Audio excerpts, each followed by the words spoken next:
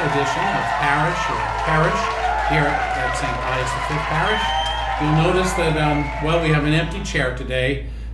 Sad to say that Father Patrick could not keep up with the workload I have enlisted him for, and he's acting as cameraman today. So we hope that he works out all the details he has to work out. I got this under control here, Father James. No, we have first some greetings from some of our viewers, I think among the youngest. Say hi, Father Patrick. Hello, Patrick. Say come play. Come play. She's very fond of Father Patrick, so we had to get that in the beginning clip. And while the children of the parish seem to be enjoying still a little bit of the crazy days they get to have at home, we don't know how the parents are doing.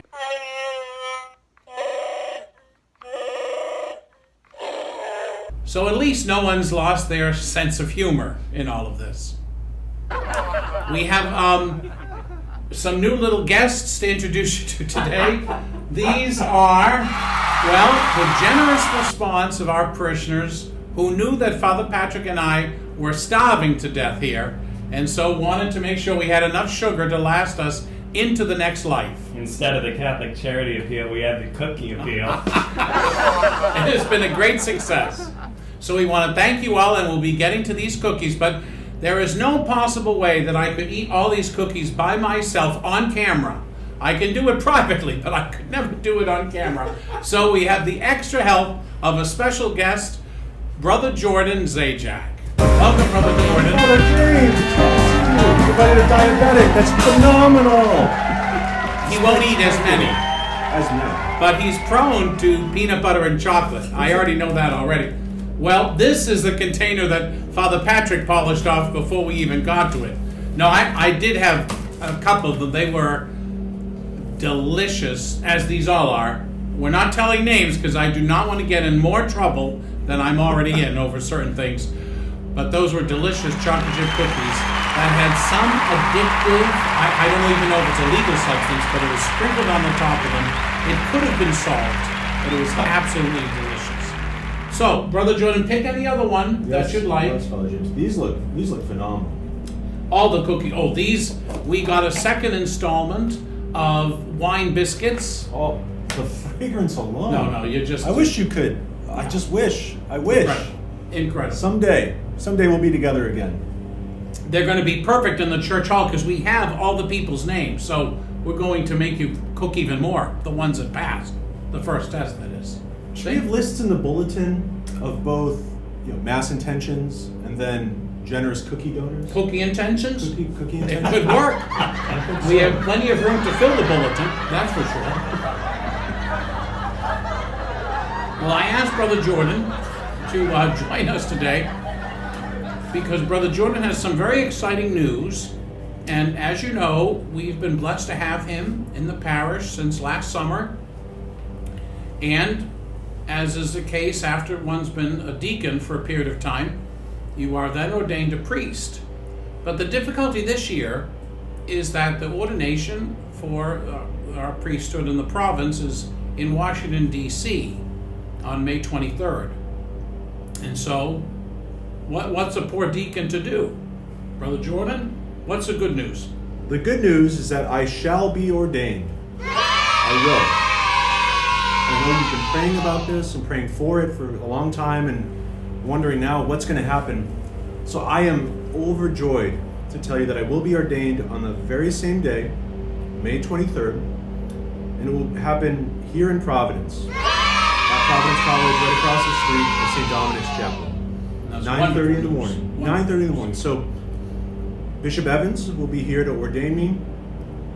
Same day and same time as my brothers in Washington, D.C., as well as one of my brothers, a fellow deacon in New York City, who's been doing a pastoral year there as well. So the other element of this that I haven't told Father James about yet, I wanted this to be an on-camera surprise, is after that... Also doesn't surprise me. Beautiful Mass. Oh, I didn't tell you, this goes all the way back to our days when I was a novice. Oh, I didn't mention that, Father James? I'm sorry.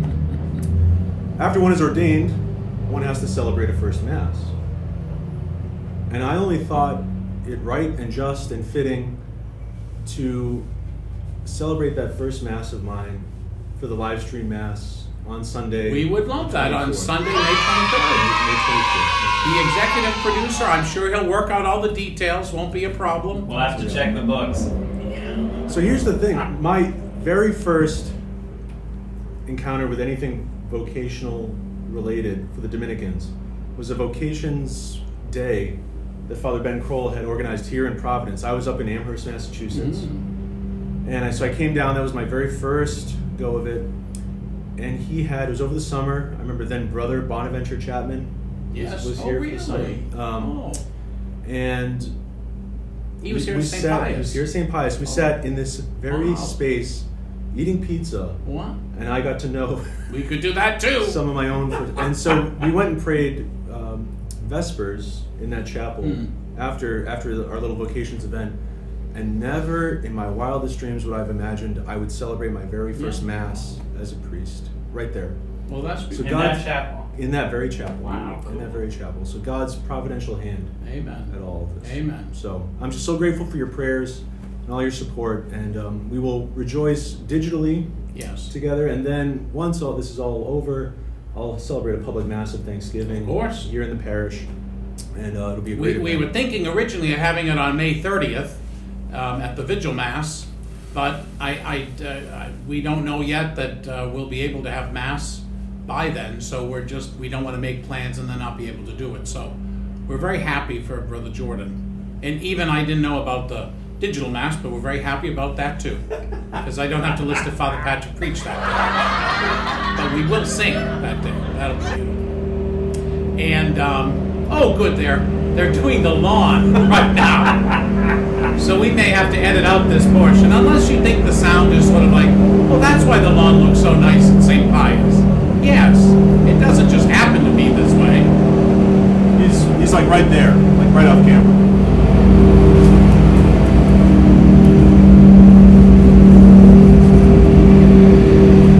Show that. The peanut butter delight. Oh my gosh, these things, I don't know how many containers we got, but this is the last one. We saved it just for the episode. Hold on, I gotta take my insulin before I do this. You get diabetes, you check your blood sugar, you check it often. Provincial's not gonna be happy. I'm picking out on. I don't know that he watches Parish or Parish. Well, this would be a good litmus test. If I get a correction. Oh my gosh. White chocolate, Oh yes. ebony and Yes. ivory, you know. I'll wait till you get one. and then we Oh can- no, they are Hurry up. just remarkable. There we go. Okay, ready? Thank you for the delicious. To the weed whacker.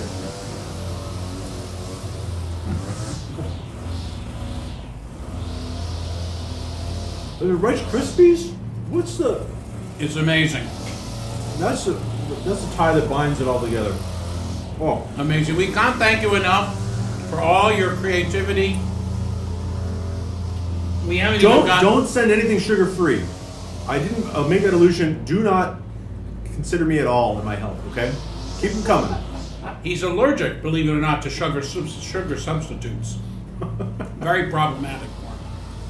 Well, I want to get this word in now before we move on to other things. Brother Jordan may have some topics. The first thing, and you may have seen this in the bulletin, and you may know yourself, but Veronica Farrell died just a little over a week ago.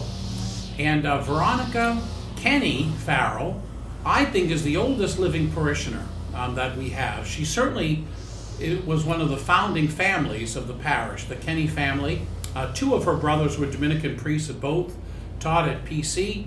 And her brother, Father Bernard, founded the Boy Scouts troop here at St. Pius, and himself was an Eagle Scout from that troop.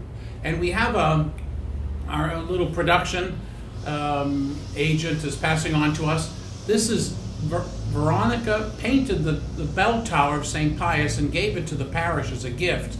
In addition to all the many gifts she's given to the parish, including a beautiful portrait of flowers for our Pius Palooza last fall. But I just thought that's such a beautiful way to remember Veronica. So please keep Veronica in your prayers. The details about the funeral will be announced when they can be arranged, because we'd like to have, of course, a funeral mass for her here at St. Pius. In other news, and just to get this in, speaking of St. Pius, is that this will air on Wednesday, and it's being taped on Tuesday. And Thursday is the Pea Feast of Pope St. Pius V. The pea feast? That too. I think it's a peanut butter. It's Okay. flocking. It's flocking. Yeah, I can't speak properly. Pea Feast is something, it's a rare distinction of solemnity in the Catholic Church. But anyway, the feast of, maybe it's a patronal feast. It's not urological though. Pea Feast, the patronal feast of St. Pius. But this, I love when people say, oh, this is interesting. And I always think to myself, why don't you let me be the judge of that? Because you might not be interesting at all. Also, So- they tend to say, when they say, oh, that's interesting, Yeah. they mean something very Yeah, different. they do. That's good. And that's, Interesting you is know, when it gets you out of oh, a interesting. cocktail party. Oh, that's interesting. And they walk That away. you could actually say that in public. Something like that. So don't spit that tea up, because that's Barry's tea. I don't want that. No, it's precious. But in the intro of Parish or Parish, there's this very jovial picture of me. And I'm surprised that I even had it taken, because my caboose was flying up. It was a windy day. But I want to tell you where that was. Towards the end of my time in Rome, one of the many friends that I made there was one of our bus drivers that we had take us. Well, I sit up all the time. Giuseppe or Giuseppe? No, Giancarlo. Oh, Giancarlo. Giancarlo, Of course. remarkable man. And he wanted to take me somewhere special. And he brought me to this little town called Sutri. It's not too far outside of Rome.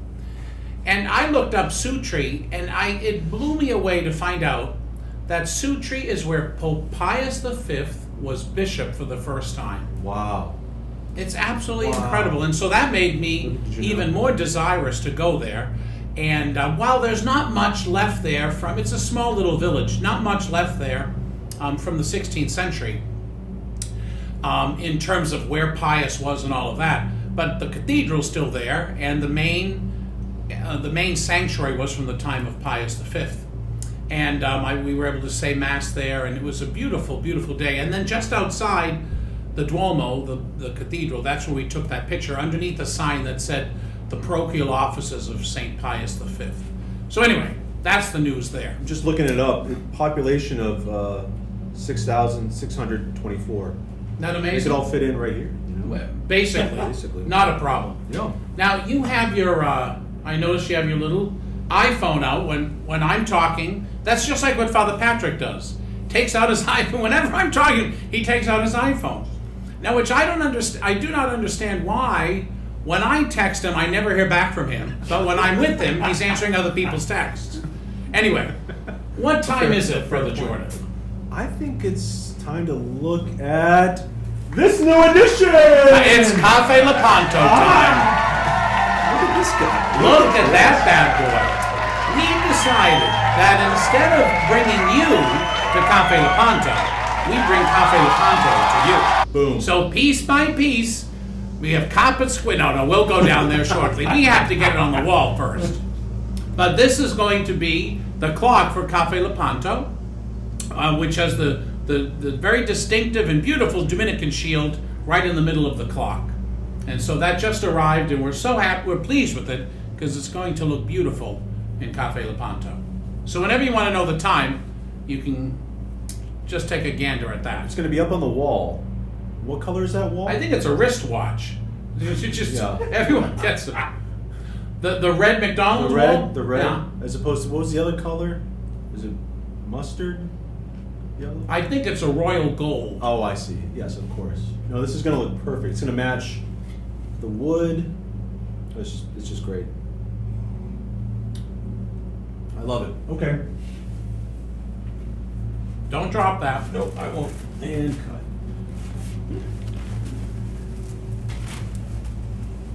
Well, do we have any other topics to cover today? Oh, it's been pretty monumental, rather.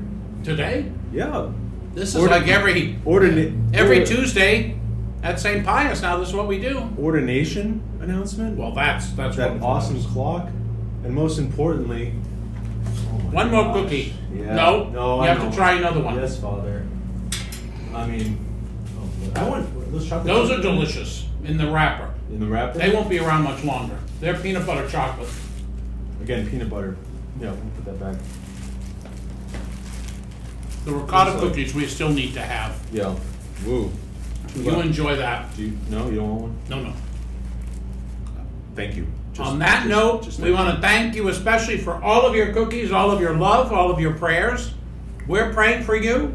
And again, if there's anything we can do for you, if you want to send an email suggestions, I will say someone sent in an email suggestion, which I'm very tempted to do, and that was, could you and Father Patrick tell us what annoys you about each other? That'd be a long episode. It would have to be edited way down. I've been the chronicler of that list for the past year. I could give you the fullest and richest account because they both complained to me about each other. And there's really no need to get into that, because if you don't know what annoys us about each other, you haven't been listening anyway. I think we've been rather clear. But we enjoy doing this for you, and we want you to know how much we miss you, how much you mean to us, and we'll see you next on the Mission Parish